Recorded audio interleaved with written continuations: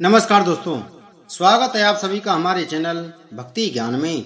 दोस्तों, आज मैं आपको वैशाख मास महात्म के 22वें अध्याय की कथा सुना रहा हूँ, जिसमें हम वर्णन करेंगे भगवान विष्णु के स्वरूप का विवेकचन, प्राण की श्रेष्ठता, जीवों के विभिन्न स्वभावों और कर्मों का कारण तथा भागवत धर्म। व्यास ने पूछा, ब्राह्मण, आपने पहले कहा था कि भगवान विष्णु की प्रीति के लिए कल्याणकारी भागवत धर्मों का और उनमें भी वैशाख मास में कर्तव्य रूप से बताए हुए नियमों का विशेष रूप से पालन करना चाहिए।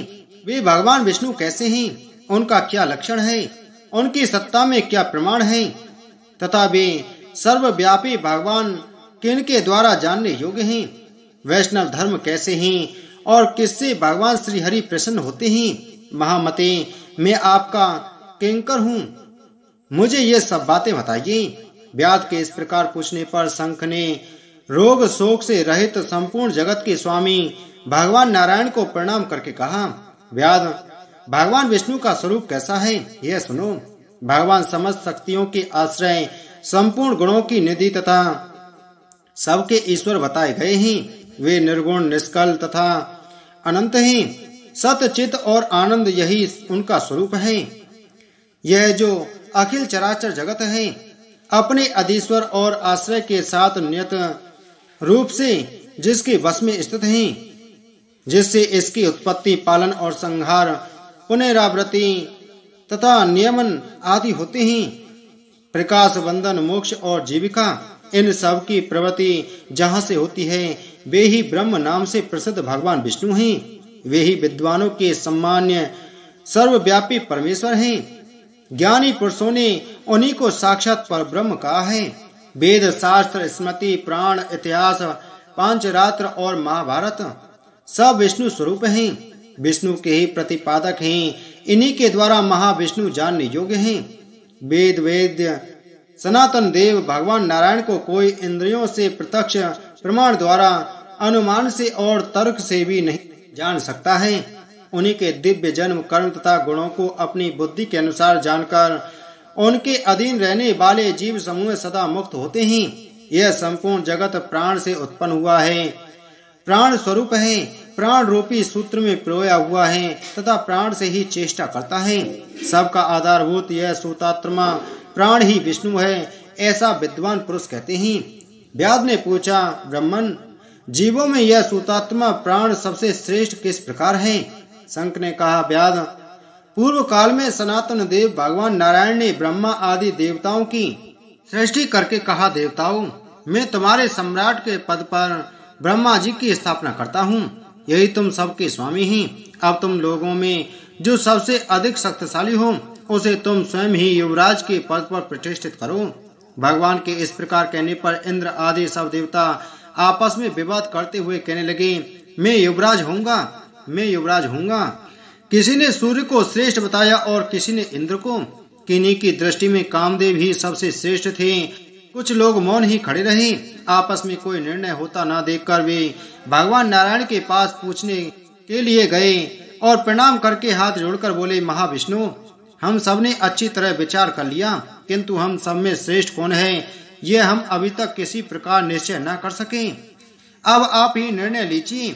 तब भगवान विष्णु ने हंसते हुए कहा, इस विराट ब्रह्मांड रूपी शरीर से जिसके निकल जाने पर यह गिर जाएगा और जिसके प्रवेश करने पर पुनः उठकर खड़ा हो जाएगा, वही देवता सबसे श्रेष्ठ है।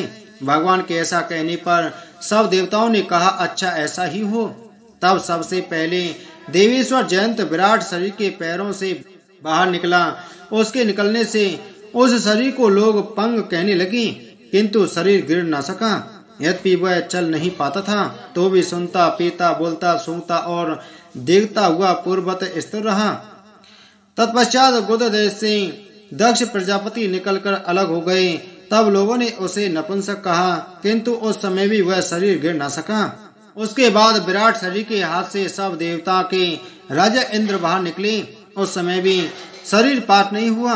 विराट पुरुष को सब लोग हस्तहीन लूला कहने लगे। इसी प्रकार नेत्रों से सूर्य निकले। तब लोगों ने उसे अंधा और काना कहा। उस समय भी शरीर का पतन नहीं हुआ। तदंतर नासिका से अश्विनी कुमार निकले, किंतु शरीर नहीं गिर सका। केवल इतना ही कहा, जाने लगा कि यह सूंघ नहीं सकता। कान से अधिष्ठात्र देवियां दिशाएं निकली। उस समय लोग उसे बहिर कहने लगे, किंतु उसकी मृत्यु नहीं हुई। तत्पश्चात जिह्वा से वरुण देव निकले। तब लोगों ने यही कहा कि यह पुरुष रस का अनुभव नहीं कर सकता, किंतु देहपात नहीं हुआ। तदंतर वाक इंद्रियों से उसके स्वामी अग्निदेव निकले। उस समय उसे गूंगा कहा गया, किंतु शरीर नहीं गिरा। फिर अंतःकरण से बोध स्वरूप रुद्र देवता अलग हो गई। उस दशा में लोगों ने उसे जड़ कहा, किंतु शरीर पात नहीं हुआ। सबके अंत में उस शरीर से प्राण निकला। तब लोगों ने उसे मरा हुआ बतलाया। इससे देवताओं के मन में बड़ा विस्मय हुआ। वे बोले, हम लोगों में से जो भी इस शरीर में प्रवेश करके इसे पूर्वतः उठा देगा, जीवित कर देगा, वही युवराज होगा। ऐसी प्रतिज्ञा करके सब क्रमशः उस शरीर में प्रवेश करने लगे। जयंत ने पैरों में प्रवेश किया, किंतु वह शरीर नहीं उठा। प्रजापति दक्ष ने गुहा में प्रवेश किया, फिर भी शरीर नहीं उठा। इंद्र ने हाथ में, सूर्य ने नेत्रों में, दिशाओं ने कानों में, वरुण देव ने जिह्वा में, अश्विनी कुमार ने नासिका में, अग्नि ने वाक इंद्रियों में तथा रुद्र ने अंतःकरण में प्रवेश किया, किंतु वह शरीर नहीं उठा। सबके अंत में प्राण ने प्रवेश किया।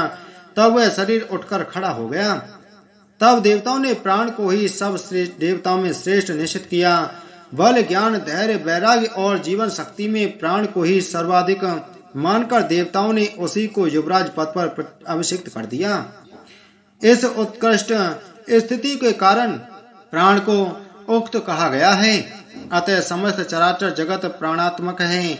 जगदीश्वर प्राण अपने पूर्ण एवं बलशाली अंशों द्वारा सर्वत्र परिपूर्ण है। प्राणहीन जगत का अस्तित्व नहीं है। प्राणहीन कोई भी वस्तु वृद्धि को नहीं प्राप्त होती।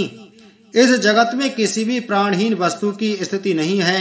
इस कारण प्राण सब जीवों में श्रेष्ठ, सबका अंतरात्मा और सर्वाधिक बलशाली सिद्ध हुआ।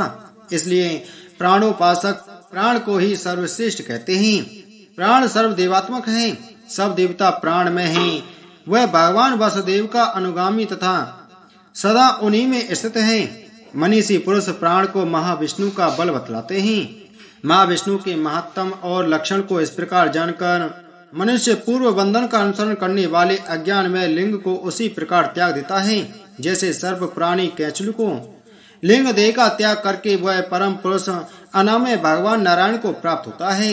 शंख मुनि की कही हुई यह बात सुनकर व्यास ने पुनः पूछा, ब्राह्मण, यह प्राण जब इतना महान प्रभावशाली है और इस संपूर्ण जगत का गुरु एवं ईश्वर है, तब लोक में इसकी महिमा क्यों नहीं प्रसिद्ध हुई। वैशाख मास महत्तम 22वां अध्याय संपूर्ण। बोलो वैशाख मास महत्तम की जय। बोलो विष्णु भगवान की जय।